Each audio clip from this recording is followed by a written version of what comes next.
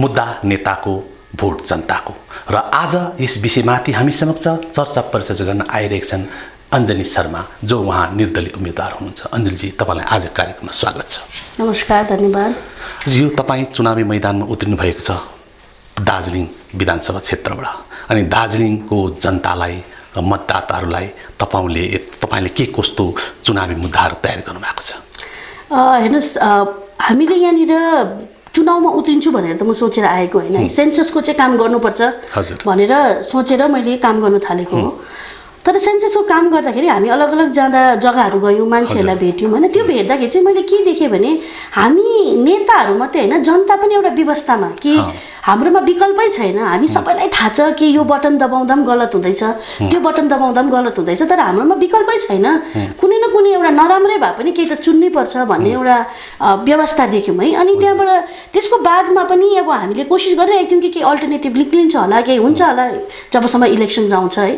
तर इलेक्सन्स आउँदा नआउँदा चाहिँ यस्तो नेताहरू पनि के भन्नु कम्पल्सनमा देखियो कि उहाँहरू अब एउटा नाथे एमएलए टिकटको लागि धरि अरू कसैको पर्खेर बस्नुपर्ने होइन। अन्त आफूलाई यस्तो लाग्यो कि भारत त स्वतन्त्र भएको त बहुत साल भयो, तर दार्जिलिङ चाहिँ बिस्तारो बिस्तारो बिस्तारो स्वतन्त्र नभएर अझै कमारो बनिँदै गएर बन्दकीमा पसेको जस्तो दार्जिलिङ लाग्यो है। अब अहिले एउटा एमएलए इलेक्सन्सको लागि हामीले अरूको आशा गर्नु पर्यो भने त हाम्रोमा मुद्दा त धेरै जटिल छ, धेरै कठिन छ, जो दिनु कसैलाई रहर पनि छैन।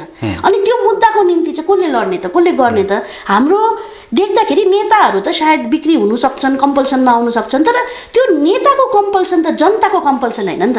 अनि जनता त हामी आज पनि त स्वतन्त्र छौँ। त्यो सोचेर चाहिँ त्यो हाम्रो विकल्प जुन चाहिँ स्वतन्त्रता छ त्यो चाहिँ नमरोस्। अनि यदि सचेत जनताले साँच्चै नै एउटा विकल्प खोजेको हो भने त्यो विकल्प उहाँहरूको समक्षमा हुनुपर्छ।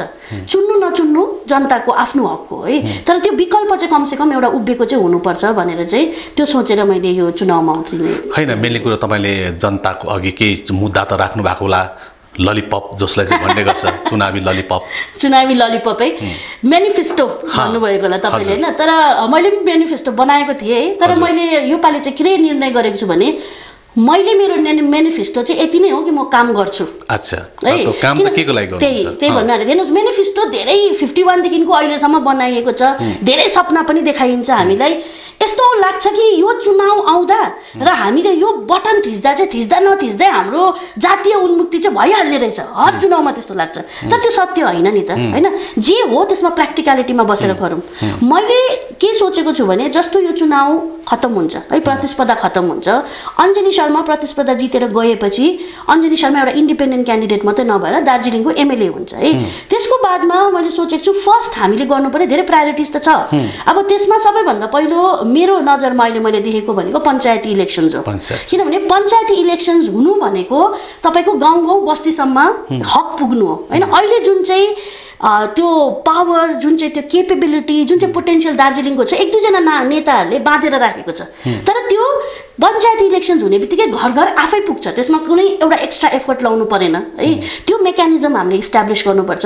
अन्त मलाई चाहिँ लाग्छ ठुलो ठुलो कुराहरू भन्नुभन्दा चाहिँ मेकानिजम सेट गर्नु चाहिँ सही हो। किन जस्तो कि शिक्षा हाम्रो है, शिक्षाको क्षेत्र तपाईँले हेर्नुभयो भने अस्ति हामी बस्ती गाउँ गाउँ डुल्दै थियौँ होइन। त्यहाँ डुल्दाखेरि मलाई एउटा एकदमै दुःख लाग्दो कुरा चाहिँ के लाग्यो भने त्यहाँनिर स्कुल्स छ, सरकारी स्कुल नभएको होइन छ, तर सरकारी स्कुलमा स्टुडेन्ट्स छैन है। 3-4 जना 5-6 जना 20 जना स्कुलमा स्टुडेन्ट हुनु भनेको ठुलो कुरो रहेछ है। टिचर छ 15 जना, स्टुडेन्ट 20 जना भनेको चाहिँ सेलिब्रेटेड हो कि दामी हो होइन। सँगैमा त्यसैको छेउमा एउटा प्राइभेट स्कुल छ, त्यो प्राइभेट स्कुलमा आमा बाउले पैसा तिरी नानीहरू पढाउँदैछन्। अब त्यो सोच्दाखेरि त राम्रो लाग्छ नि। तपाईँको बात मैले यहाँ अलिकति काट्नु पर्यो। जो तपाईँले एउटा गाउँको कुरा गर्नुभयो, जहाँ चाहिँ एउटा स्कुलको कुरा गर्नुभयो, जहाँ चाहिँ एउटा स्टुडेन्ट नै छैन, तर त्यहाँ अब टिचर चाहिँ थुप्रो छ तर स्टुडेन्ट छैन। यो हुनुमा के लाग्छ तपाईँलाई? जो अब तपाईँले भन्नुभयो जो त्यहाँको त्यही प्राइभेट स्कुलमा स्टुडेन्टहरू प्रचुर छ, तर त्यहाँको त्यही सरकारी स्कुलमा के लाग्छ तपाईँलाई? हेर्नुहोस् न, अब है शिक्षा भन्ने कुरा चाहिँ यस्तो रहेछ कि शिक्षाको तपाईँ स्पेसली प्राइमेरी एडुकेसन त्यसलाई तपाईँले ह्यान्डिक्याप पार्नुभयो भने 15-20 सालमा तपाईँले त्यो जातिलाई ह्यान्डिक्याप बनाउनु होइन। मैले तपाईँसँग जान्नु चाहेको जो एउटा कुरा जो त्यहाँको त्यही एउटा सरकारी स्कुलमा स्टुडेन्ट छैन र त्यहाँको त्यही एउटा प्राइभेट स्कुलमा स्टुडेन्ट प्रचुर छ, त्यहाँ केही न केही त कारण छ। टिचर एउटा त मैले देखेँ टिचर्सहरूको एटिट्युड मैले टिचर्सहरूलाई गलत भनेको होइन है टिचर्सहरूको एटिट्युड कस्तो छ भने उहाँहरूले पनि हार खाइसक्नु हाम्रो दार्जिलिङमा अहिले यति साह्रो प्रोपोगेन्डा गरिएको छ कि सायद हामी जनताले नै आफूलाई एकदमै कमजोर सोच्छौँ सबैजनाले एउटा तबका मात्रै होइन सबैजनाले हामीले गर्नु सक्दैनौँ भन्ने हाम्रो मेन्टालिटी छ है अनि टिचर्सहरू पनि त्यस्तै हुनुहुन्छ अब टिचर्सहरूको पनि बाध्यता के छ भने उहाँहरूले पढाउनु त चाहन्छन् नि तर किताब आउँछ तपाईको आधा सालमा अच्छा हैन स्टुडेन्ट एउटा नानीले शिक्षा लिनुको लागि उसकोमा एउटा राम्रो एउटा मेन्टल्ली पनि उ प्रिपेयर भएर स्कुल जाओस् भनेर युनिफर्मको डिजाइन गरिएको छ जुन चाहिँ फ्रीमा दिन्छ है तर त्यो युनिफर्म आउँछ त्यही 1.5 साल आधा साल बितिसकेर आउँछ हैन अनि त्यो आधा साल बितेर आउँदा पनि धेरैपल्ट त मैले कति स्कुलमा यस्तो देखेँ नेपाली मिडियम स्कुल हो बंगाली मिडियमको किताब आउँछ अच्छा हैन त्यस्तो खालके डिफिकल्टिजहरु धेरै छ जुन चाहिँलाई हामीले वर्कआउट गर्नु नै पर्छ किनभने यहाँ चाहिँ मैले कस्तो देखेँ भने हामीले हाम्रो समाजमा के लाएर हेर्यौं भने एउटा गरिब आमा बाउको छोरा छोरीले एमए बीए बीएससी पीएचडी बाहेक अरु टेक्निकल स्टडिज किन गर्न सक्दैन त हैन किनभने एउटा खेतीबारी गरेर कति पो पैसा कमाइन्छ त हैन तर हामीलाई इच्छा त छ नि त हाम्रो छोरा छोरी पढोस् है त्यो भएर हाम्रो गाउँ बस्तीको आमा बाउले दुःख गरेर त्यो नानीलाई प्राइभेट स्कुलमा हाल्छन् तर प्राइभेट स्कुलमा हाल्दाखेरि लङ रन रिजल्ट के भयो त त्यो नानी क्लास 10 पुग्दा नपुग्दा त्यो आमा बाउको त जम्मा पुँजी सबै सक्यो अन्त त्यो जम्मा पुँजी सबै सकिसकेपछि जब एक्चुअलीमा तपाईले एजुकेसनमा पैसा खर्च गर्ने बेला हो जुन चाहिँ तपाईको फर्दर एजुकेसन हो आईआईटी को लागि ट्रेनिङ गरौँ सीबीएसई को लागि के भन्छ डब्ल्यूबीसीएस एक्जाम को लागि या आईएएस एक्जाम को लागि कोचिङ गरौँ हैन मेडिकलमा लगाउँ त्यतिमा त पैसा चाहियो नि त त्यो पैसा त हामीले प्राइमरी एजुकेसनमा सक्यौं अब हाम्रोमा छैन अन्त विकल्प के भन्दा केही छैन सबभन्दा नियरेस्ट जुन चाहिँ कलेज छ डिग्री कलेज त्यसमा हालौँ त्यसपछि एमए गरौँ अनि त्यहाँबाट एमए गरिसकेर पनि इट्स अ रेस्पेक्टेबल डिग्री नि त त्यसको पनि के फाइदा त हुनु पर्थ्यो नि त स्टुडेन्टलाई त्यत्रो आमा बाउको जीवन सेक्रिफाइस गरेर तर यहाँ चाहिँ सिस्टम के छ तपाई जति नै एजुकेटेड हुनुहोस् काम तपाईको एजुकेसनले पाउँदैन तपाईको भाइ भतिजावाद हैन तपाईको पोलिटिकल पार्टीमा कतिको कनेक्सन छ तपाईले कुनै नेतालाई खुसी राख्नु भएको छ कि छैन हैन त्यसमा तपाईको ओभरअल रिक्रुटमेन्ट हुन्छ अन्त अब मेन्टालिटी नै त्यस्तो भइसकेपछि त्यो एउटा एजुकेटेड युथ जुन चाहिँ छ त्यो एउटा जमात जुन चाहिँ छ त्यसले के गर्ने त नेताको चाप्लुसी त गर्नै पर्यो नि त किनभने उसको आमा बाउले 30-40 दाल दिएर उसलाई पढेर त्यत्रो बनाएपछि काम पाउनु त पर्यो नि त उसले काम पाउनुको लागि के गर्नु भन्दाखेरि पढेर लेखेर त हुँदैन रहेछ झण्डा नै समात्नु पर्ने रहेछ झण्डा मात्रै समातेर पनि हुँदैन रहेछ फेरि अनेस्टली तपाईले एउटा पार्टीको क्याडर भएर काम गर्नु भयो भने पनि तपाईले काम पाउनु हुँदैन हैन तपाईको त्यो नेतालाई तपाईले खुसी राख्नु पर्यो रिजाउनु पर्यो अन्त एजुकेसन त हाम्रो क्वालिफिकेसन हैन रहेछ नि अच्छा भने तपाईको भन्नुको मतलब यो जो नेतालाई खुसी राख्ने हुँदाखेरि चाहिँ पहाडको यो शिक्षा व्यवस्था डमाडोल भइरहेको छ यो प्राइमरी स्तरको मैले देखेको सम्म चाहिँ खुसी राख्नु पनि हैन कि हामीले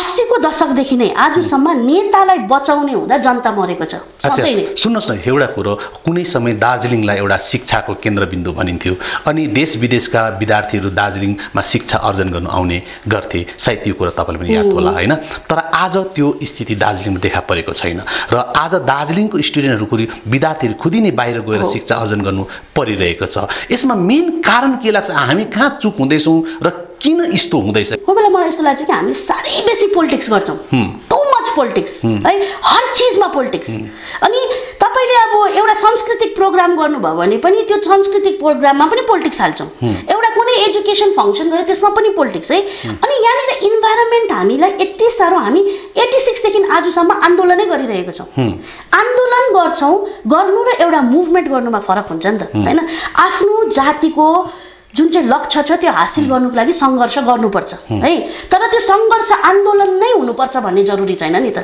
हैन लद्दाखले पनि त आज युटी पाए तर उनीहरुको त स्ट्राइक भूख हडताल आमरण अनसन शहीद भएको त सुन्नु परेन नि त हामी किनभने उहाँहरुले सिस्टमेटिकली काम गरे हैन उहाँहरुले आफ्नो जुन चाहिँ एउटा रिजनलिजम छ त्यो त बचाएर राखेको थिए नि त त्यो भएकोले गर्दामा त्यो एउटा बार्गेनिङ पावर उनीहरुको बन्यो र उनीहरुको लक्ष्य पूरा भयो तर हामी त 86 देखिको यतासम्म त आन्दोलन गर्दै नै आफ्नो एजुकेसन खतम पारिसक्यौं अब एउटा बाहिरबाट मैले नै मेरो छोरा छोरी छ अरे मैले पढाउनुको लागि यहाँनिरको ठुलो भन्दा ठुलो स्कुल पठाए भने पनि मलाई नै थाहा छैन कति दिनको स्ट्राइक हुन्छ हैन स्ट्राइक अब यो पालिको 105 दिनकै बन्दमा पनि नानीहरु बिचली भए उहाँहरुको एजुकेसन पूरा भएन जति पेन्डेमिक कोभिडले इफेक्ट गर्दैन यो विश्वलाई त्यो भन्दा बेसी त हामीलाई स्ट्राइक र हडतालले इफेक्ट गर्छ दार्जिलिङलाई अन्त त्यस्तो इन्भाइरोमेन्टमा तपाईँले कसरी चाहिँ एउटा राम्रो एडुकेसन सिस्टम एक्सपेक्ट गर्ने हैन?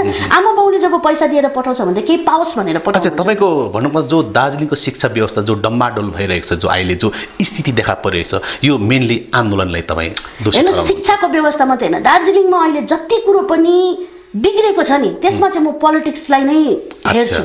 किन पोलिटिक्स भन्ने कुराको डेफिनेसन मलाई कोही बेला यस्तो लाग्छ कि हाम्रो पहाडमा जुन कुरोलाई हामीले पोलिटिक्स भन्छौँ र साँच्चीमै जुन कुरो पोलिटिक्स हो त्यो दुईटामा धेरै ठुलो अन्तर छ। यहाँनिर हामीले पोलिटिक्स भनेको सत्तामा आउनु, पोलिटिक्स भनेको कन्ट्र्याक्ट पाउनु, पोलिटिक्स भनेको नाली झोडा बनाउनु पाउनु, पोलिटिक्स भनेको मेरोमा रुतबा हुनु हैन, मेरो पछि 5 जना मान्छे हिँड्नु पर्यो हैन, 10 जना अगाडि छ पछाडि 5 जना छ भने मात्रै नेता। अब त्यो 10 जना र 5 जना 15 जना पाल्नुको लागि त मैले जनताकै पैसाले पाल्नु पर्यो नि त, त्यो गर्दा घोटाला हुनु पर्यो। अनि यो पोलिटिकल जुन चाहिँ सिस्टम छ जबसम्म रिफाइन हुँदैन, जबसम्म हामीले पोलिटिक्स गर्नु छोडेर आफ्नो आफ्नो काम गर्दैनौँ तबसम्म पहाड सुध्रिँदैन जस्तो लाग्छ। हेर्नुहोस्, म चुनावमा आएको कारण चाहिँ सबैभन्दा ठुलो के हो भने हाम्रो विकल्प चाहिँ मर्नु हुँदैन। हेर्नुहोस्, मेन कुरा त्यो आजको दिनमा हामीलाई सपना देखाउने त धेरै छन्। हैन, मेनली कुरा तपाईँसँग मैले जान्नु चाहेको कुरो गत केही दिन पहिला जो अब 17कै आन्दोलन भनौँ, त्यति बेला तपाईँ धेरै चर्चामा आउनुभएको थियो अनि तपाईँले त्यो आन्दोलनलाई बाहिरै नै बसेर भए पनि तपाईँले सहयोग पुर्याउनु भएको थियो। तर कहाँ के त नमिल्दा तपाईँ आज चुनावी मैदान उत्रिनु भएको छ। मलाई चुनावी मैदानमा चाहिँ यो कारणले पनि अहिले उत्रेको छु किनभने हेर्नुहोस्, जनताले जवाब दिनु जरुरी छ नेतालाई। भन्नु त अब तपाईँ एउटा सामाजिक कार्यकर्ता होइन, अब एउटा पोलिटिकल पार्टी एउटा राजनेताको रूपमा उभिएर चाहिँ पहाडलाई मार्गदर्शन गर्न चाहन्छु। अस्ति यो एउटा अन्तर्वार्तामा मैले यो भनेको थिएँ, टु बी भेरी अनेस्ट, मैले दुईटाको डिफरेन्स र कहाँनिर छुट्टिन्छ त्यो चाहिँ बुझेको छुइनँ। हैन, मैले किनभने हेर्नुहोस् है, एउटा कुरा के हुन्छ, तपाईँ केही दिन पहिलासम्म एउटा समाजसेवी हुनुहुन्थ्यो नि त, भन्नुको मतलब चाहिँ मैले चाहिँ तपाईँसँग जान्नु चाहेको कुरो अब समाजसेवी अञ्जनी शर्मा होइन, अब चाहिँ राजनेता अञ्जनी शर्मा भनेर हामीले चिन्नुपर्ने यही होइन र? हेर्नुहोस्, यदि म राजनेता भन्नुहुन्छ भनेको चाहिँ होइन, त्यही म अलिकति एक्सप्लेन गर्ने समय दिनुहोस् है। यदि म राजनेता भन्नु चाहिँ म नेता एउटा होइन, म तपाईँभन्दा ठुलो भन्ने तपाईँले सोच्नुहुन्छ नि, होइन, त्यो म हुनु चाहदिनँ। तर यस, यदि यो एमएलए इलेक्सन जितेर गएर जति मेरो एमएलएको अफिसले मलाई काम दिएको हुन्छ त्यो काम गर्नु, मैले रिस्पोन्सिबिलिटी पुरा गर्नुमा बिजी हुन्छु भन्नुभएको पनि यस त्यो म गर्छु। तर मैले फेरि पनि भन्छु, म समाज सेवा र पोलिटिक्स दुईटा अलगै कुरा हो भन्ने मलाई त्यस्तो लाग्दैन है। किनभने अहिलेसम्म मैले जे जति काम गरेको छु त्यो मैले आफैलाई कहिले पनि समाजसेवी पनि भनेको छुइनँ, म मान्दिनँ पनि। म हेर्नुहोस् है, मलाई लाग्छ म मेरो जातिलाई माया गर्छु, मेरो जातिलाई जे परेको हुन्छ जस्तो क्यापेसिटीमा हुन्छ मैले सघाउनु सक्यो भने म सघाउँछु। अब त्यो क्यापेसिटीमा अहिलेसम्म मैले जति काम गरेको थिएँ दिल्लीमा या दार्जिलिङमै पनि आएर जे जति काम गर्दै थिएँ, यदि त्यसलाई तपाईँले समाज सेवामा क्याटेगराइज गर्नुहुन्छ भने ठिकै छ। आज म यो एमएलए इलेक्सनमा उभिएको छु किनभने मलाई लाग्छ कि यो जरुरी छ र यसलाई यदि तपाईँले पोलिटिक्स भनेर क्याटेगराइज गर्नुहुन्छ भने ठिकै छ, त्यो लेबल्स म बुझ्दिनँ। तर यस, आज होस् या हिजो होस् या भोलि होस्, मेरो जातिको लागि जे काम परेको छ त्यो म गर्छु। उसो भए एउटा कुरो तपाईँले स्पष्टसँगले हाम्रो दर्शकलाई बताइदिनुहोस् कि भन्दा चाहिँ 2017को अञ्जनी शर्मा र 2021को अञ्जनी शर्मा त्यो भिन्नता के छ? 2017को अञ्जनी शर्मालाई 2017को अञ्जनी शर्मासँग जिन्दाबाद र मुर्दाबाद थिएन र अब जो 2021को अञ्जनी शर्मामा हामी त्यो पाउँछौँ किनकि चुनावको माहौल छ, तपाईँ चुनावी मैदान उत्रिनु। हेर्नुहोस्, जिन्दाबाद र मुर्दाबाद त म त्यति बेला पनि भनिदिन्थेँ, आज पनि भन्दिनँ। अब चुनावी मैदानमा त त्यही हो नि, त्यो चेन्ज हुनु पर्यो नि त, त्यो माहौल चाहिँ अब चेन्ज हुनुपर्छ। हेर्नुहोस्, बिजेपीको स्लोगन छैन परिवर्तन भन्छ नि, मलाई चाहिँ साँच्चै नै लाग्छ पहाडमा परिवर्तन चाहिन्छ।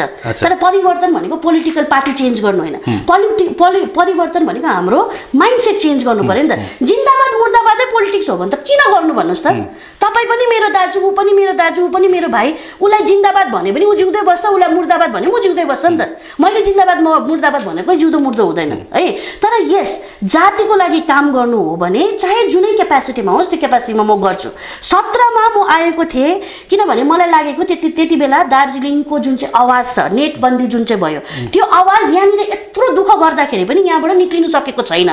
त्यो चिज हामीले राष्ट्रिय लेभलमा प्रेजेन्ट गर्नुपर्छ र मैले दिल्लीमा काम गरेँ है। तर अहिले मैले के देख्दैछु भने मैले दिल्लीमा बसेर जति नै हाम्रो एउटा पोजिटिभली यो मुभमेन्टलाई लैजानु कोसिस गरे पनि जबसम्म दार्जिलिङ आफै बलियो हुँदैन, जबसम्म दार्जिलिङको यहाँको राजनीति जुन चाहिँ छ त्यो स्वच्छ हुँदैन, तबसम्म त्यो भोइस त्यहाँनिर जति नै कराउँदा पनि हुँदैन नि त। हामी त दिल्लीमा एफर्ट गर्छौँ नि, जहिले पनि अब पिपिएस भन्दा पनि हामी एक्लै थियौँ दिल्लीमा गएर प्रोटेस्ट गर्ने कि होइन पिपिएस किन गोर्खाल्यान्डै भन्नुहोस् होइन। 11 जात गोष्ठीको मुद्दा आउँदा पनि हामी त्यहाँनिर उभिएर यही भन्दै थियौँ कि 11 जात गोष्ठीको मुद्दा दिनु नदिनु तपाईँहरूको मर्जी हो, त्यो बिजेपीको एजेन्डा हो, तर 11 जात गोष्ठीको मुद्दाले गोर्खाल्यान्डको मुद्दा चाहिँ धमिलिनु हुँदैन भनेर प्रोटेस्ट गर्ने पनि हामी नै थियौँ। तर हामीले के रियलाइज गर्यौँ अल्टिमेटली भनेर हामीले त्यहाँ गरेको मेहनत जबसम्म यहाँनिर आएर गर्दैनौँ नि अनि यहाँनिर पनि त्यही आवाज गुन्जिँदैन त्यति बेलासम्म सार्थक हुँदैन नि त। अनि त्यो देखेर नै मैले डिसाइड गरेँ कि म यहाँनिर पनि आएर त्यसरी नै काम गर्छु। अब त्यसलाई तपाईँले समाजसेवा भन्नुहोस्, त्यसलाई तपाईँले पोलिटिक्स भन्नुहोस्, तर म मेरो जातिको लागि चाहिँ काम गर्छु भनेर चाहिँ निश्चय गरेको छु। अच्छा सुन्नुहोस् न, अहिले 2017 को आन्दोलनपछि 2019 को जो चुनाव भएको थियो, तपाईँ खुदी नै त्यति बेला बिजेपी उम्मेदवारको रूपमा उम्मेदवारलाई सकाउनु चुनावी मैदानमा त्यो उत्रिनु भएको थियो, सपोर्ट गर्नुभएको थियो। र अहिले 2021 को चुनावमा तपाईँ बिजेपी उम्मेदवारको एगेन्स्टमा हुनुभएको छ, त्यो फरक के छ यसमा? किन चाहिँ तपाईँ यस्तो हुनुभयो? समर्थन र विरोध किनभने तपाईँले एउटा कुरो बुझ्नुपर्छ, मैले राजु विष्टज्यूलाई एमपी इलेक्सन्समा सकाएको, किनभने एउटा पार्लियामेन्टमा बोलिदिने गोर्खा आवाज जानु जरुरी थियो है। तर मैले सिधै गएर राजु विष्टज्यूलाई सकाएको पनि होइन। हामीले जिट्रिपल्एसले त्यति बेला पनि कोसिस गरेर 3 स्तरीय शिखर सम्मेलन गरेर पहाडका जति पनि राजनैतिक दलहरू हुनुहुन्छ तपाईँहरू एकत्रित भएर एउटा गोर्खा उम्मेदवार उठाउनुहोस्, त्यो उठाएर हामीले पठाउँ, हाम्रोमा सक्षमता छ, हामी एउटा गोर्खा उम्मेदवार उठाएर पठाउन सक्छौँ हामी भनेर पहल गरेको हो। तर पहाडका राजनेताहरूले त्यति बेला पनि आफूलाई त्यति सक्षम छान्नु भएन, त्यो हुनै सकेन। उहाँहरूले एन्डमा गएर त्यो के सोच्नु भयो भने हामीले मात्रै गर्नु सक्दैनौँ भन्ने उहाँहरूको निश्चय भयो र उहाँहरूले बिजेपीलाई सकाउने भए है। अब बिजेपीलाई सकाउने भएपछि त्यहाँनिर हामीलाई डर के थियो भने बिजेपी नै आयो भने पनि कमसेकम एउटा गोर्खा भोइस आउनुपर्छ, एउटा गोर्खा चाहिँ एमपीको क्यान्डिडेटर हुनुपर्छ। अगोर्खालाई ल्याउला जस्तो सिचुएसन त्यहाँनिर अलरेडी क्रिएट भइसकेको थियो। तर त्यहाँनिर जब मैले देख्दैछु कि मेरो एउटा एफर्ट खराब भयो होइन, भएर मैले हारेर भएन नि त, अर्को जुन चाहिँ प्रकारले अलिकति भाम जोगाउनु सक्छ त्यो त जोगाउनु पर्यो नि त। अनि हामीले राजु विष्टज्यूलाई सघायौँ। अनि म त्यो कुरालाई रिग्रेट पनि गर्दिनँ, किनभने राजु विष्टज्यू आज पनि म देख्छु उहाँ एउटा सक्षम एमपी हुनुहुन्छ, उहाँले कोसिस गरिरहनु भएछ, राम्रो काम गर्नु हुँदैछ, उहाँलाई इच्छा पनि होला। तर उहाँले मात्रै इच्छा गरेर पनि भएन नि त, उहाँको पछि बस्ने व्यक्तिहरूले गर्दैछ कि छैन त्यसले पनि फरक पार्छ नि त।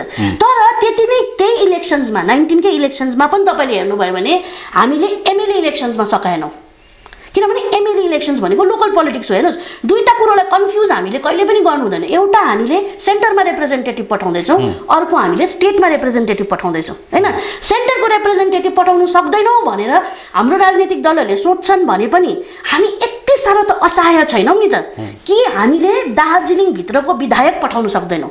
अनि पहिला त हामीले भन्थ्यौँ कि हामीलाई स्टेट चाहिन्छ है, एउटा स्टेट भनेको ठुलो कुरा हो। त्यहाँबाट हामी भन्दैछौँ हामी एमपी पनि सक्दैनौँ। अब यो विधानसभामा हामी भन्दैछौँ हामी एमएलए पनि सक्दैनौँ। यो मात्रै पनि होइन है, योभन्दा अगाडि मैले एउटा तपाईँहरूलाई थाहा छैन याद त होला नै, एउटा मैले इन्सिडेन्ट देखेँ जुन इन्सिडेन्टले मलाई एकदमै झस्कायो। त्यो इन्सिडेन्ट चाहिँ के हो भने बिपी बजगाईज्यूहरू आउनु भएर यहाँनिर दार्जिलिङमा म्युनिसिपालिटीमा उहाँहरूले एउटा कुप टाइपको गर्नु भएर चाहिँ समर्थन गर्नु विमल गुरुङज्यूलाई धेरै काउन्सिलर्सहरू जानुभयो, यहाँ कमिसनर्सहरू जानुभयो होइन।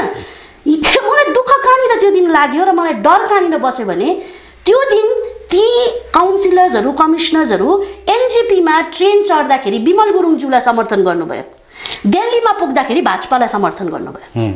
भन्नुको मतलब त पहिला उहाँहरूले एमपी मागे, त्यसको बादमा उहाँहरूले एमएलए मागे, त्यसको बीचमा उहाँहरूले कमिसनर्स पनि लगे। अन्त उहाँहरूको इच्छा त हामीलाई दिने त केही पनि रहेन रहेछ नि त। उहाँहरूको इच्छा त टुप्पोदेखिको फेदसम्म भाजपाकरण कसरी गरौँ भन्ने हो नि त।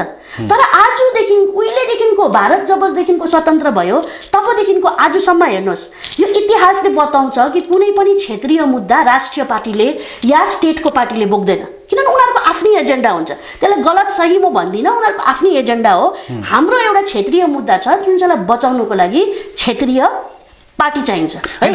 एउटा तपाईँको मैले बात काटेँ, जस्तो अब बिजेपीको नेताहरूले भन्दैछ डबल इन्जिन भयो भनेदेखि काम गर्नु धेरै सुविधा हुन्छ भन्नुको मतलब स्टेटमा पनि बिजेपी र सेन्ट्रलमा पनि बिजेपी, डबल इन्जिन जो भयो भनेदेखि चाहिँ धेरैवटा काम गर्नुलाई चाहिँ सुविधा हुन्छ भन्ने चाहिँ उहाँहरूको भनाइ छ। र हिजो मात्रै योगी आदित्यनाथ जोगीले पनि यही कुरो नै उहाँले दोहोऱ्याउनु भएको छ।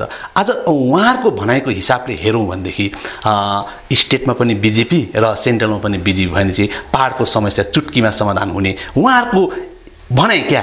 हिजो योगीको पनि त्यही थियो, पहाडको 3टा विधायकले केही पनि गर्नु सक्दैन यस्तो लान्छना पनि छ। अनि एउटा विधायकले त खुदी नै भनेको पनि थियो कलकत्ता जानु त पान खानु जस्तो मात्रै हो भन्ने कुरा यो पनि भनेका थिए। फेरि आज यो तपाईँको कुरा र के लाग्छ तपाईँलाई? हेर्नुहोस्, यसमा तपाईँको धेरै प्रश्नहरू छ कि एक एकवटा गर्दै म आन्सर गर्ने कोसिस गर्छु। सबैभन्दा पहिला त तपाईँले भन्नुभयो कि मञ्चमा आएर धेरैजनाले धेरै कुरो भनिन्छ है, भनिन्छ। मलाई लाग्छ कि हाम्रोमा नि एउटा सिस्टम हुनुपर्छ क्या। जस्तो फुटबलमा हुन्छ नि, तपाईँले एउटा गल्ती गर्नुहुन्छ येल्लो कार्ड, 2टा गल्ती गर्नुहुन्छ होइन, अर्को कार्ड पाउँछ र रेड कार्ड पाएपछि त पार्टिसिपेट गर्नु पाउनु हुँदैन नि। हाम्रो पोलिटिक्समा पनि त्यस्तै सिस्टम हुनुपर्छ। अहिलेको माहौल राजनीतिको कस्तो भएको छ भने मञ्चमा चढेर माइकको अगाडि जे भन्दा पनि हुन्छ है। अनि तपाईँले किन यस्तो भन्नुभएको भन्यो भने there is nothing right or wrong in politics भन्छन् पोलिटिकल नेताहरूले है।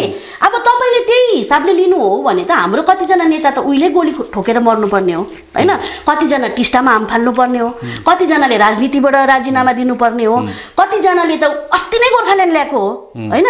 अब कतिजना विधायकले अब जसको तपाईँले नामको कुरा गर्नु हुँदैछ उहाँले पान खानु गएको भन्नु हुँदैछ, फेरि यो पालि जबरजस्ती उठ्नु हुँदैछ कि नयाँ खिल्ली पान खाने त होइन। जब तपाईँले आफै भन्नु हुँदैछ म पान मात्रै खानु जाने, ठिकै छ नि त यो पालि माछा भात खानु जानेलाई पठाऊ कि यहाँ पान खाने त, हामीलाई त पान मन पनि पर्दैन नि, यी पाउँछ त नारायण दासको अगाडि खाऊ पान होइन, हामी ल्याइदिउँला। जब तपाईँले आफै भन्नुहुन्छ केपेबल छैन किन गर्नु होइन, ठिकै छ नि त बाटो छोडिदेऊ। अनि त्यहाँबाट जुन चाहिँ यो एउटा इन्भाइरोमेन्ट छ त्यसमा चाहिँ कस्तो भएको छ भने हामीले प्रमिस जे गर्दा पनि हुन्छ, त्यो भएकोले गर्दामा पनि मलाई आज लाग्यो कि म एज अ विकल्प उभिनु जरुरी छ। किनभने हेर्नुहोस् बिजेपीले के गर्छ के गर्दैन, टिएमसीले के गर्छ के गर्दैन, द्याट इज देयर पोलिसिज। तर गोर्खाले के चाहन्छ, गोर्खाले के गर्नु चाहन्छ त त्यो इम्पोर्टेन्ट हो नि त होइन। अब आज बिजेपीले तपाईँलाई किन चाहिँ केही दिन्छ भन्नुहोस् त, म बिजेपी भने मै दिँदिनँ। आजको दिनमा म मोदीजी हो भने मेरोमा 5वटा गोर्खाको डिमान्ड छ, 4जना नेता छ, 4जना नेतालाई म सस्तोमा किन्नु सक्छु, मेरोमा लामो लिस्ट काम गर्नुपर्ने छ, त्यो साह्रो छ। म त्यो 4जना नेतालाई किन्दैछु, त्यो 4जना नेतालाई किनेर यहाँनिर स्टेजमा राखेर 10 किसिम भन्दाखेरि पनि जनताले फेरि कमलकै बटन दबाउँदैछ। या फेरि अर्को पक्षमा हेरौँ भने है टिएमसी पनि कुनै बेटर त छैन। टिएमसीले अहिले के गरिरहेको छ, पहिला विनय तामाङज्यूलाई उछाउनु भयो, त्यसको बादमा विमल गुरुङज्यूलाई उफार्नु भयो, अहिले 2जना लडिरहनु भएको छ। 2जनालाई पनि थाहा छैन कि कसको साथ खेचेको हो, ममता ब्यानर्जीको साक्षीको हो कसैलाई थाहा छैन है। तर 2जना एका अर्कामा द्वन्द्वमै हुनुहुन्छ। तर अनफर्चुनेटली तपाईँले टेबलकै बटन दबाउँदा पनि घाँसफुलमै जाँदैछ, सिटीकै बटन दबाउँदा पनि घाँसफुलमै जाँदैछ, टेलिभिजनकै बटन दबाउँदा पनि घाँसफुलमै जाँदैछ। अन्त हाम्रो जनताको हेर्नुहोस् इलेक्सन्स भनेको एउटा यस्तो समय हो जुन चाहिँमा जनताले जित्छ अनि जनताले जे इच्छा गर्छ त्यो पाउँछ। योपालि जनताको हातमा भोटको विकल्प छ है। त्यो भोटको विकल्पमा जनताले के चाहन्छ त्यो जनताले पाउँछ। यदि जनताले चाहन्छ कि आजदेखिको भविष्यमा गएर एउटा यस्तो इन्भाइरोमेन्ट होस् जुन चाहिँमा बिजेपीले जनताको लागि काम होइन नेता किनेर काम गर्दा हुन्छ र त्यो विकल्प सही राख्छ भने जनताले कमलको बटन दबाउँदा हुन्छ है।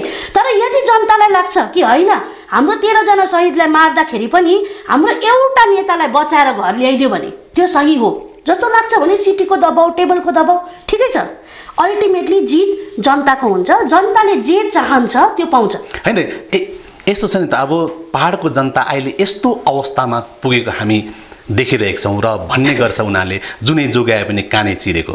अब यो स्थितिमा तपाईँ समाजसेवी हुनुहुन्थ्यो, समाज कार्यकर्ता हुनुहुन्थ्यो र आज तपाईँ चुनावी मैदानमा उत्रिसकेपछि तपाईँ अहिले नेता हुनुभएको छ र अब यो जनतालाई यी मतदाताहरूलाई कस्तो प्रकारले विश्वास दिलाउन चाहनुहुन्छ? होइन म तपाईँहरूको म इच्छा जो तपाईँहरूको चाहना छ म पुरा गर्नुछु। हेर्नु सबैभन्दा पहिला त म यही भन्छु, न म गोली ठोकेर मर्छु, न म काम नगर्नु सकेर रिजाइन गर्छु, न म यो भन्छु कि तपाईँहरूलाई म गोर्खाल्यान्ड ल्याएर एकपल्ट विधायक भएर दिन्छु। त्यो पोसिबल छैन, इम्पोसिबल चिज हो, त्यो म गर्छु नै भन्दिनँ है। जे गर्नु सक्छु म त्यो भन्छु। सबभन्दा पहिला विधायक भएपछि 3टा अरू जुन चाहिँ एमएलएहरू छ जुनै पार्टीको जितेर जाओस् उहाँहरूसँग बस्छु, उहाँहरूसँग बसेर एउटा यस्तो सिस्टम बनाउँछु कि दार्जिलिङ, डुवर्स, तेराई, हाम्रो यहाँको खरसाङ हैन, मिरिक सबै नै एकत्रित भएर गभर्नमेन्टल स्किम्सहरू के छ सेन्टरबाट पनि स्टेटबाट पनि त्यो लिएर आउँछु, हाम्रो व्यक्तिहरूमा डिस्ट्रिब्युट गर्छु। अर्को कुरा म के खत्तम गर्छु भने म धेरै बस्तीहरू घुमेँ है। अब त्यहाँ बस्तीमा कस्तो छ भने तल्लो गाउँको बाटो पिच रोड, माथिल्लो गाउँको बाटो रोडाढुङ्गा है। अनि मैले उहाँहरूलाई सोध्दा तपाईँहरूको त अन्त बाटो त बन्ने गरिसक्यो, माथिल्लो गाउँको बाटो चाहिँ किन नबनेको भन्दा यो पालि चाहिँ यस्तो यस्तो पार्टीले जित्यो, त्यो गाउँमा चाहिँ त्यस्तो पार्टीको मेम्बर छ, त्यो भएर चाहिँ तल्लो बाटो बन्यो, तर माथिल्लो बाटोमा चाहिँ अर्को पार्टीको मेम्बर छ, त्यसैकारण त्यो बाटो बनिएन। भोलिको दिनमा त्यो पार्टीले जित्यो भने माथिल्लो बाटो बनिन्छ, तल्लो बाटो बनिँदैन। तर हामीलाई त एउटै बाटो मात्रै चाहिएको होइन नि त, हामीलाई त समग्र बाटो चाहिएको हो नि त। भोलिको दिनमा अञ्जनी शर्मा जितेर गयो भने मेरोमा पोलिटिकल पार्टी नै छैन, मेरोमा क्याडर पनि छैन, मलाई फाइनान्स कुनै एउटा कन्ट्र्याक्टरले पनि गरेको छैन, व्यापारीले पनि गरेको छैन, मैले कसैलाई तिर्नु पर्ने पनि छैन। त्यही भएर क्याम्पेनिङ पनि हामीले जति सक्दो सरल हिसाबले आफ्नो बलबुतामा जे जति गर्न सक्छौँ त्यो हिसाबले गर्छौँ ताकि अब्लिगेसन नरहोस्। त्यो भएपछि म एमएलए भएर गएपछि मलाई अब्लिगेसन पनि कसैसँग छैन। जे जति म ल्याउँछु समग्रको लागि ल्याउँछु, जे जति म गर्छु केपेबल व्यक्तिहरूको लागि गर्छु, जे जति म गर्छु दार्जिलिङको निम्ति गर्छु नि त। अनि तपाईँहरूकोमा अब त्यो विकल्प चोइस त जनताको, जनताले नै जित्छन्, उहाँहरूले जे रिचाउँछन् उहाँले त्यही पाउँछन्। अच्छा होइन, मैले तपाईँलाई अघि मात्रै भनेको थिएँ पहाडको जनता अहिले यस्तो स्थितिमा पुगेका छन् र उहाँले भन्ने गर्छन् जुनै जोगी आए पनि कानै चिरेको, किनभने नेताले ढाँटेर वाक्क भएर क्या थेत्तर भएर चाहिँ आज यो अवस्थामा जनता आइपुगिसकेका छन्। र विगतको दिनमा तपाईँ एक समाजसेवी हुनुहुन्थ्यो, कार्यकर्ता हुनुहुन्थ्यो, तपाईँको स्तर भिन्दै थियो, तपाईँलाई भिन्दै नजरले हेर्ने गर्थ्यो। र आज जो तपाईँ चुनावी मैदानमा उत्रिनु भएको छ र अब चुनावी मैदानमा उत्रिसकेपछि धेरै नै हिलो छपाएर हुन्छ, धेरै नै नराम्रो गन्धहरू पनि लाग्छ। र यो स्थितिमा न अब यो तपाईँ विगतको जो समाजसेवी र अहिलेको नेता नि भनौँ न नेता, यो क्या मैले चाहिँ तपाईँ चाहिँ जान्नु चाहेको यो दर्शकलाई अलिकति क्लियर गरिदिनुहोस्। तपाईँले यो एउटा मजाक कुरा गर्नुभयो कि अब हिलो छेपाई हुन्छ, त्यो त हुन्छ, दोष लाग्छ, हजुर त्यो सबै मैले हुन्छ भनेरै आएको हो नि त। यो इलेक्सन्समा सिधै भन्नु हो भने एउटा इन्डिपेन्डेन्ट क्यान्डिडेटले जित्छ के भन्ने सबैलाई डाउट छ है। तर क्यान्डिडेटले भन्दा पनि इलेक्सन जहिले पनि जनताले नै जितेको हुन्छ, उहाँले मलाई रुचाउनु भयो भने जिताउनुहुन्छ, त्यो एउटा पक्ष भयो। तर यहाँनिर कस्तो सिचुएसन थियो भने मेरोमा अप्सन थियो, या म समाजसेवी नै भएर बस्नु सक्थेँ, म समाजसेवी नै भएर बसेको भए तपाईँहरूले मलाई राम्रो पनि भन्नुहुन्थ्यो होइन, ए बहिनी पोलिटिक्समा गर्दैन रहेछ, समाजसेवी मात्रै रहेछ, एकदम राम्रो, एकदम ठुलो, एकदम इज्जत राम्रो हुन्छ। अब यो चुनावको मैदानमा उत्रिनु भनेको त्यो रिस्क हो मेरो लागि होइन। तपाईँहरूले अब 10 जनाले 10 वटा एलिगेसन्स लाउला नलाउला त्यो उनीहरूको आफ्नो उयो हो है। मेरो लागि त्यो इज्जत बाँच्ने थियो नि त, तर त्यो म इज्जत बचाएर चाहिँ के गर्नु भन्नुहोस् त। मैले यहाँनिर जति जे अहिलेसम्म मलाई जतिजनाले चिन्नुहुन्छ गोर्खाल्यान्डको लागि काम गरेर, हाम्रो जातिको लागि काम गरेरै चिन्नुहुन्छ नि त। अन्त त्यो काम गरेर चिनेको चिज चाहिँ मैले बचाएर राख्नु, जब मेरो जातिलाई चाहिँ परेको छ त्यति बेला चाहिँ मैदानमै नउत्रिनु, अन्त चाहिँ त्यो मेरो इज्जत चोखो बच्छ भने मैले त्यो इज्जतको के गर्नु, मेडल लगाएर हिँड्नु। सुन्नुहोस् न, गत केही दिन पहिला मैले तपाईँले एउटा के भन्छ एउटा यो सेन्ससको जो कुरा गर्नुहुन्थ्यो अनि यही विषयले तपाईँले यहाँनिर दार्जिलिङमा मिटिङ पनि गर्नुभयो र तपाईँले भन्नुभएको थियो म यो विषयले गाउँ गाउँमा प्रचार प्रसार गर्नु जान्छु, अनि यो तपाईँले प्रेस मिटमै नि भन्नुभएको थियो म जान्छु र जनतालाई बुझाउँछु, किनभने हाम्रो पर्सेन्टेज धेरै नै घटाएको थियो विगत दिनमा। अब यो पालि चाहिँ त्यस्तो हुनु हुँदैन भन्ने जो तपाईँले एउटा स्टेटमेन्ट दिनुभएको थियो कि त्यति बेला तपाईँले आफ्नो यो सोच बनाइसक्नु भएको थियो। अब यसको माध्यमबाट चाहिँ म गाउँठाउँमा जान्छु र मेरो पक्षमा जनतालाई ल्याउने म कोसिस गर्छु। होइन तपाईँले अलिकति त्यो स्टेटमेन्ट आई डोन्ट नो कुन प्रकारले इन्टरप्रेट गर्नु, मैले त्यसमा भनेको थिएँ कि हामी सेन्ससको लागि काम गर्छौँ। इनफ्याक्ट फर्स्ट प्रेस मिट जुन चाहिँ भएको थियो जिडिएनएसमा त्यति बेला तपाईँले प्रेस मिट फेरि पनि एकपल्ट रिभिजिट गरेर हेर्नुहोस्, त्यसमा हामीले भनेको थियौँ तपाईँले अलिकति यो मेरो कुरालाई गलत बुझ्नुभयो। मैले तपाईँसँग मैले जान्नु चाहँदै थिएँ जति बेला तपाईँले इलेक्सनको होमवर्क थियो कि थिएन त्यो भन्नुभएको। यस मैले त्यही भनेको, त्यति बेला पनि हामीले सेन्ससको काम गर्दा के भनेको थियौँ भने हामी सबै पोलिटिकल पार्टिजहरूलाई भेट्दैछौँ, हाम्रो कोसिस छ कि सबै पोलिटिकल पार्टिजहरूले सेन्ससलाई चाहिँ एउटा मुद्दा बनाइदियोस् कि इलेक्सन क्याम्पेनमा यो सबभन्दा सजिलो हुनु सक्ने कुरा हो है, यो मेरो मुद्दा हो। अनि यो हामीले कोसिस पनि गर्यौँ। अब उहाँहरूले गर्छन् गर्दैनन् त्यो म भन्नु सक्दिनँ, हामीले रिक्वेस्ट धेरैलाई गर्यौँ। मैले यही कुरो तपाईँसँग जान कि त्यति यो नै तपाईँसँग त नमिलेर यो तपाईँ चुनावी मैदानमा आउनु भएको कि सेन्सस म त्यही फेरि पनि भन्छु, सेन्सस चुनावी मुद्दा होइन, तर सबै पार्टीको चुनावको प्रचारमा सेन्सस हुनुपर्छ, किनभने त्यो जातीय मुद्दा हो है। त्यसै पनि एमएलएले सेन्सस त काम गर्दैन नि त, यो सेन्ससकै अफिसरले काम गर्छ है। अब एमएलए इलेक्सनमा सेन्सस मुद्दा बनाएर मिल्दैन, तर जागरुकताको कुरा चाहिँ गर्नुपर्छ। म अहिले पनि जतै जग्गा जाँदैछु तपाईँले हेर्नुभयो भने म गर्दै नै छु है। मलाई फिडब्याक पनि आउँछ कि यति बिघ्न समय तिमीले सेन्ससमा देऊ भने चुनावको प्रचार कसरी गर्छौ, बट द्याट इज इरिलेभेन्ट। मलाई लाग्छ जातिको लागि जे काम गर्नुपर्छ त्यो गरौँ न। धेरैले भन्छ नि त अञ्जनी शर्माले दिल्लीमा जो काम गर्यो र यो सेन्ससको जो कुरा गर्यो, यो चाहिँ उहाँले एउटा राजनीतिक अनुभव बटुलेको थियो र यो अनुभव चाहिँ अब उहाँले चुनावी मैदानमा निकाल्न थालेको भन्ने धेरैको आरोप छ, धेरैको भनाइ छ, धेरैको दाबी छ। अब यो के तपाईँले अलिकति दर्शकलाई स्पष्ट गरिदिनु भयो भने धेरै राम्रो हुन्छ नि त। चुनाव सेन्ससको जति पनि हामीले काम गर्यौँ है, त्यसमा हामीले कुनै दिन पनि गएर जनताको समक्ष गरिनौँ। हजुर है, यदि मलाई प्रचार प्रसार गर्नुभयो म त्यति बेला गाउँ गाउँ घुम्थेँ, जुन चाहिँ तपाईँले अघि भन्नुभयो। हामी घुमेनौँ त्यति बेला, मैले भनेको पनि थिइनँ गाउँ गाउँ घुम्छु। हामीले भन्छौँ पोलिटिकल पार्टिजहरूलाई इलेक्सन्सको प्रचारलाई हामी युज गर्ने कोसिस गर्छौँ, त्यो हुन्छ हुँदैन त्यो उहाँहरूले जान्नुहुन्छ है। तर हामीले गरेनौँ। होइन, एउटा कुरो त्यहाँ जोड्नु भएको थियो, यो हामी यो चुनावको मल आयो र हामी चुनावभरि चाहिँ हामी यो कुरा गर्दैनौँ, चुनावपछि फेरि हामीले कुरा गर्छौँ। अब यो ग्याप पिरियड जो छ, ग्याप पिरियड आउँदै थिएँ। मैले भनेको थिएँ कि चुनावभित्र हामी यो काम गर्दैनौँ, किन पोलिटिकल पार्टिजहरूले अझ राम्रोसँग गर्नु सक्नुहुन्छन्। अनि जति पनि पोलिटिकल पार्टीहरू एमएलए इलेक्सनको प्रचारमा जाँदैछन् उहाँहरूले गरोस् है। अब उहाँहरूको अगेन म भन्छु गर्छ गर्दैन उनीहरूको हो। अनि हाम्रो प्लान पनि त्यही थियो, अनि हामी काम पनि त्यसरी गर्दै थियौँ। कालिम्पोङमा गएर पनि हामीले जनतालाई भेटेनौँ, सोसियल अर्गनाइजेसन पोलिटिकल लिडर्सलाई भेटेर गर्नुहोस् भन्यौँ। पोलिटिकल लिडर्सहरूलाई गएर पर्सनली पनि गएर भेट्यौँ।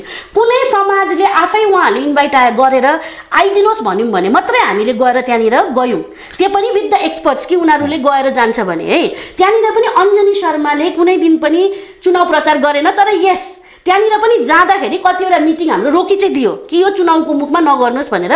त्यसको बादमा हामीले त्यसलाई स्टप पनि गर्यौँ। हामीले उहाँहरूलाई पनि भन्यौँ चुनावको बादमा गरौँ न त यो, किनभने यो मिक्स हुँदो रहेछ, नगरौँ भनेर स्टप गर्यौँ है। अच्छा, त्यो बिचमा अञ्जनी शर्मा त कालिम्पोङबाट भोटमा उठ्ने कुरा थियो चुनावी मैदानमा, फेरि कालिम्पोङ छोडेर दार्जिलिङ किन आउनुभयो फेरि? हेर्नुहोस्, यसको आन्सर त मैले यतिपल्ट दिइसकेँ है, सायद अरूलाई दिनु होला, म फेरि दिन्छु है। कालिम्पोङमा मैले सबैभन्दा पहिला त चुनावमा उठ्छु भनेर सोचेको थिइनँ। कालिम्पोङको जति पनि र विस्थापित दाजुहरू कतिजना हुनुहुन्छ, म उहाँहरूसँग कृतज्ञता छु, किनभने उहाँहरूले नै मलाई बुझाउनु भयो किन जरुरी छ है, गर्नु किन पर्ने हो भनेर बुझाउनु भयो र उहाँहरूले मलाई सहयोग गर्छु, हामी मिलेर गरौँ, यो एकदमै जरुरी छ जातिको निम्ति भनेर हामीले कालिम्पोङमा ल हुन्छ भनेर गऱ्यौँ है। अब त्यहाँनिर सिचुएसन के भयो भने हामीले प्रस्तुत गर्नु चाहेको एउटा मेसेज थियो कि हाम्रोमा विकल्प हुनुपर्छ, हामीले एउटा अप्सन चाहिँ राम्रो भयो भने मात्रै हो राजनीतिमा हामीले टिएमसीलाई पनि बिजेपीलाई पनि तोडेर गोर्खाको मुद्दा अगाडि लान सक्छौँ भन्ने हाम्रो एफर्ट थियो। तर टु बी भेरी अनेस्ट मेरोमा एकदमै लिमिटेड रिसोर्सेस छ, जुन चाहिँ रिसोर्सेस आफ्नोमा जे जति छ त्यतिले मात्रै गर्दैछु है। अब चुनाव भनेको बहुत ठुलो एउटा एक्सर्साइज हो। अब त्यहाँनिर मेरो काकाको नाम जब आयो, मैले त्यति बेला भने म कालिम्पोङबाट गर्दिनँ। अब त्यहाँनिर फेरि तपाईँले यही भन्नुहुन्छ होला कि परिवार अगाडि आएर त गरेन, त त्यस्तो कुरा होइन, रिसोर्सेसको कुरा हो। हेर्नुहोस्, मेरोमा लिमिटेड रिसोर्सेस छ, त्यो लिमिटेड रिसोर्सेस या त म काका र बुहारीको झगडामा लगाउन सक्छु या जातिको काममा लगाउन सक्छु। अनि अर्को मजाको कुरा चाहिँ के छ भने म स्वतन्त्र उम्मेदवार हो, म चाहे दार्जिलिङबाट उठौँ, म चाहे कालिम्पोङबाट उठौँ। तपाईँको मैले बात काट्नु पर्यो, बाध्य भएँ म, किन धेरैको आरोप छ कालिम्पोङबाट तपाईँ उठ्नु मोटामोटी तय थियो, 99% तय भएको थियो, 1% बाँकी थियो घोषणा गर्नु। तर त्यहाँ बिचमा आरबी भुजेलको नाम आयो, आरबी भुजेल तपाईँको काका ससुरा परिहाल्यो र काका ससुरालाई कतै तपाईँले मौका दिएर दार्जिलिङ त आउनु भएको होइन, यो पनि आरोप छ तपाईँमाथि, मैले लगाएको होइन। होइन हो सबैले हेर्नुहोस्, जुन चाहिँ तपाईँले प्रश्न मलाई गर्नु हुँदैछ त्यो प्रश्न कतिले सोचेको हुन्छन् होइन, यो मञ्चबाट मैले जवाब दिनु सक्छु, त्यो मेरो सौभाग्य हो। किनभने अब के स्पष्ट भनौँ न, अब काकालाई त अब तपाईँले बाटो त छोडिदिनु पर्यो। यस्तो हेर्नुहोस्, मैले त्यो सबैजनाको आफ्नो आफ्नो हेर्ने आफ्नो आफ्नो के भनौँ त्यो पोइन्ट अफ भ्यू हो होइन। अब मैले देख्दासम्म मलाई के लाग्यो भने 86 देखिको आजसम्मको राजनीतिक जुन चाहिँ छ हाम्रोमा, कस्तो राजनीति छ त, काका मामा झगडा परो, दाजु बहिनी झगडा परो होइन, मामा भतिजालाई एकअर्कालाई मार, त्यति त छ राजनीति। आज म फेरि त्यही मञ्चमा उहाँसँग जुझ्नु भनेको त मेसेज त त्यही हो नि त, त्यसमा विकल्प केही छैन। तर म दार्जिलिङबाट उठ्नु भनेको मेरो लागि धेरै नोक्सान थियो, किनभने कालिम्पोङमा सबै कुरो तपाईँले भन्नुभएको जस्तो भइसकेको थियो होइन। यहाँनिर मैले त्यो एक्सर्साइज केही पनि गरेको थिइनँ, प्लस जतिजनाले मलाई कालिम्पोङमा सहयोग गर्नु हुँदै थियो उहाँहरूले मलाई दार्जिलिङमा सहयोग गर्ने कुरै आएन होइन, किनभने उहाँ क्षेत्रको थिएँ। तरै पनि मलाई के लाग्यो भने यो लडाई जुन चाहिँ छ एक प्रकारले त म भन्छु मलाई खुसी पनि लाग्यो है। एउटा अञ्जनी शर्मा एउटा मान्छे जो व्यक्तिले जातिको लागि काम गर्दै थियो होइन, जातिको निम्ति गर्दै थियो, पोलिटिकली अहिलेसम्म मैले कुनै एक्सर्साइज गरेको छुइनँ, तर म इलेक्सन्समा उठ्छु भन्दा नै एउटा त्यस्तो दिग्गज नेतालाई यति साह्रो बाध्यता हुनुपर्ने कि जुन व्यक्ति कालिम्पोङमै थिएन, कलकत्तामा हुनुहुन्थ्यो उहाँको नाम जबरजस्ती अनाउन्स गर्नुपर्ने त्यस्तो बाध्यता आउनु भनेको एउटा मेरो निम्ति त ठुलो रेस्पेक्टको कुरा हो। म त्यसलाई इज्जतै सम्झिन्छु होइन। कुनै कुरालाई तपाईँले नेगेटिभली पनि लिनु सक्नुहुन्छ, पोजिटिभ पनि लिनु सक्नुहुन्छ, म त्यसलाई पोजिटिभली लिन्छु, त्यसले मलाई ऊर्जा पनि देख्छ। अनि मैले सोचेँ कि जब मैले गर्छु भनेर सोचेको छु भने मेरो लागि दार्जिलिङमा गर्नु डिफिकल्ट होस्, समय कम्ती होस् होइन, तर लडाइँ त त्यही हो नि त होइन। तपाईँको ब्याटल्स चुज गर्नु त हो, वार त हाम्रो त त्यही हो नि त। यहाँनिर पनि विमल गुरुङज्यूको त क्यान्डिडेट त छ नि त होइन, टिएमसीको पनि छ, तपाईँको बिजेपीको पनि छ, रणभूमि त त्यही हो नि त। यहाँनिर आएर जब म लड्नु सक्छु र त्यही मेसेजलाई म बेटर यहाँनिर गर्नु सक्छु, अझै त अब त मेरोमा झन् बेसी जोस छ। सुन्नुहोस् न, दार्जिलिङ विधानसभा क्षेत्रमा तपाईँ लगायत टोटल 9 जना उम्मेदवारहरू छन्। तपाईँले आफ्नो मुख्य प्रतिद्वन्दी चुनावी शत्रुनी भनौँ कसलाई हेर्नु भएको छ? मैले चुनावी मेरो शत्रु या प्रतिद्वन्दी कुनै पनि व्यक्तिलाई हेरेको छुइनँ है। मैले देखेको मेरो सबभन्दा ठुलो प्रतिद्वन्दी हो हाम्रो सोच कि हामी गोर्खाले आफूलाई सानो सम्झिन्छौँ, हामी गर्नु सक्दैन भनेर सम्झिन्छौँ। एउटा सक्षम व्यक्तिले दार्जिलिङ विधानसभामा हार्नुपर्ने एउटै मात्रै कारण हुन्छ, त्यो के हो भन्नुहोस् त? उहाँले बटन दबाउनु अगाडि सोच्छन् मेरो एउटा भोटले त उसलाई नजिताउला, बरु जिताउनेलाई दिउँ है। त्यो सोचेर उहाँहरूलाई लाग्छ कि होइन उसको छेउमा त ठुलो ठुलो शक्ति छ, त्यो ठुलो ठुलो शक्तिले त उसलाई जित्ला नि त, मेरो एउटा भोटले के फरक पर्छ, म एउटामा के केपेबिलिटी छ र? त्यो सोचेर उहाँहरूले जब त्यो बटन दबाउँदैनन् र अल्टरनेटिभ दबाउँछन् त्यसले एउटा सक्षम व्यक्ति हार्छ है। तर त्यो जुन चाहिँ मेन्टालिटी छ कि म एकजनाले केही फरक पार्नु सक्दिनँ, मेरोमा त्यो केपेबिलिटी छैन, म गर्नु सक्दिनँ, म एउटाले केही फरक हुँदैन भन्ने जुन चाहिँ थिङ्किङ छ, त्यो थिङ्किङ चाहिँ सबैभन्दा ठुलो शत्रु हो। त्यो यदि हामीले जित्नु सक्यौँ भने आई एम स्योर म जित्छु। अच्छा, तपाईँ एकदम पुरा आशावादी हुन्छ दार्जिलिङ सिटबाट? आशावादी होइन, मलाई मेरो दार्जिलिङको जनतामाथि विश्वास छ है। तरै पनि जित हार भनेको त्यो पछिको कुरा हो, किनभने अल्टिमेटली इलेक्सन्स भनेको जसले जिते पनि जनताले जित्छ नि त।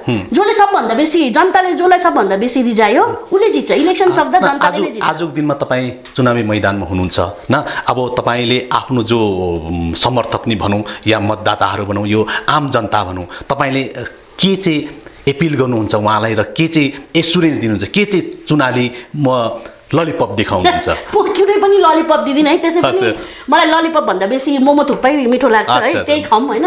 ललिपप खाएर बेसी डायबिटिज भएको जस्तो पनि लाग्छ हामीलाई, नखाऊँ है। ललिपप म केही पनि दिनु सक्दिनँ, भन्दिनँ पनि, म झुट पनि बोल्दिनँ। म यति भन्छु, यदि भोलिको दिनमा तपाईँले मलाई एमएलए चुनेर पठाउनु भयो भने म पञ्चायती राज सिस्टम ल्याउने कोसिस गर्छु, हाम्रो एडुकेसन रिफर्म्सलाई राम्रो बनाउँछु, हाम्रो जुन चाहिँ टुरिज्म सिस्टम छ, टुरिज्म जुन चाहिँ इन्भाइरोमेन्ट छ, त्यो टुरिज्म इन्भाइरोमेन्ट अहिले एकदमै डिस्ट्रक्टिभ टुरिज्म छ, त्यसलाई हामी कन्स्ट्रक्टिभ टुरिज्म बनाऊ, एउटा सस्टेनेबल टुरिज्म सिस्टम बनाऊ होइन। अर्को हाम्रो एग्रिकल्चर भर्सेस वाइल्ड लाइफको जुन चाहिँ कन्फ्लिक्ट अहिले छ होइन, कुन कहाँनिर सुन्तलाको खेती हुनु बन्द भयो, अर्को जग्गामा एलआइची हुँदैन, अर्को जग्गामा मुजुर ल्याएर डल्लै खेतीपाती खाएको छ, त्यसको लागि रिसर्च गर्नु पऱ्यो नि त। त्यो रिसर्चमा काम गरौँ, त्यो अञ्जनी शर्मा एक्लैले गर्नै सक्दैन, असम्भव कुरा हो है। तर म यति अस्योर गर्छु कि जति मैले आजसम्म लाइफ एक्सपिरियन्स गेन गरेको छु त्यसले मलाई के सिकाएको छ भने सबै जग्गासँग मिलेर काम गर्नुपर्छ है। हाम्रोमा धेरै एक्सपर्ट्सहरू छ नि, जस्तो एकलव्य शर्माजी हुनुहुन्छ होइन, आइसी मोड अहिले त उहाँ ट्रान्सफर हुनुभयो, तर जो पनि आइसी मोडमा आउनुहुन्छ उहाँसँग एउटा रिलेसनसिप बनाएर त्यसले युज गर्न सक्छौँ। युएनडिपीको धेरै डिजास्टर म्यानेजमेन्टको प्रोजेक्ट्सहरू हुन्छ होइन, डिजास्टर म्यानेजमेन्टको त डिपार्टमेन्ट पनि छ, दिल्लीमा पनि छ, क्यालकाटामा पनि छ, उहाँहरूसँग मिलेर डिजास्टर म्यानेजमेन्टको निम्ति दार्जिलिङमा के गर्नुपर्ने त्यस्तो स्किम्सहरू ल्याउँ। अहिले अस्ति हामी नर्थ इस्ट जाँदाखेरि आइजोल गएको थियौँ है, आइजोल पनि यस्तै टुप्पोमा छ, मुनिपट्टि खोला छ होइन, पानीको पहिला पुरा दिक्कत हुन्थ्यो, तर त्यहाँनिर उहाँहरूले जुन चाहिँ हाइड्रो प्रोजेक्ट गरेको छ त्यसले उहाँहरूको पानीको प्रब्लम जुन चाहिँ छ सल्भ मात्रै भएको होइन, उहाँहरूले त्यो एक्सेस पानीलाई बेच्नु पनि हुन्छ, रेभेन्यू जेनेरेसन स्किम हो। त्यस्तो स्किम्सहरू कसरी ल्याउनु पर्ने, त्यहाँनिर पनि कस्तो मजाको कुरा भन्नुहोस् त, त्यहाँनिरको जुन चाहिँ प्रोजेक्ट छ त्यो प्रोजेक्टको हेड हुनुहुन्छ नेत्रज्यू, हाम्रै आफ्नो गोर्खा दाजु, उहाँहरूकोबाट पनि सिकौँ। यहाँनिर टाउन प्लानिङ ट्राफिक, आज हामी यहीँ आइपुग्नुमा कति घन्टा लाग्यो है, बिकज अफ ट्राफिक। अब त्यो ट्राफिक सल्भ गर्नुको लागि कस्तो प्रकारले टाउन प्लानिङ गर्नुपर्ने हो त एउटा टाउन प्लानिङको सिस्टम ल्याउँ त्यो टाउन प्लानिङ गर्ने रिसोर्सेस पनि हाम्रोमा छ नि त अरू टाउनहरू गरिरहेका छन् श्रवण आचार्यजी हुनुहुन्छ विमल खवासजी हुनुहुन्छ एक्सपर्ट टाउन प्लानर्सहरू हो उनीहरूसँग मिलेर काम गरौँ हैन हामीले भन्छौँ हाम्रो भाषा मर्दैछ हाम्रो जाति मर्दैछ हाम्रो भाषालाई डेभलप गर्नुको लागि लिङ्ग्विस्टिक एक्सपर्ट्सहरू ल्याउँ न जस्तो समर सिन्हाजी हुनुहुन्छ हैन लिङ्ग्विस्टिकै पढाउनुहुन्छ अहिले सिक्किम युनिभर्सिटीमा उहाँ यहीँनिर दार्जिलिङकै व्यक्ति हुनुहुन्छ उहाँहरू सबै रिसोर्सेसहरूलाई ल्याएर अरू अल्टरनेटिभ के छ त जुन प्रकारसँग मिलेर हामीले टाल्ने मात्रै काम होइन पाल बारेर डिजास्टर म्यानेजमेन्ट हुँदैन नि त तपाईँले डिजास्टर म्यानेजमेन्ट स्किम बनाउनु पर्छ एउटा किताब बाँडेर तपाईँले एडुकेसन सिस्टम रिफर्म हुँदैन एडुकेसनको सिस्टम रिफर्म हुनुपर्छ त्यसको मेकानिजम रिफर्म हुनुपर्छ त्यसमा चाहिँ हामीले काम गरौँ भन्ने चाहिँ इच्छा छ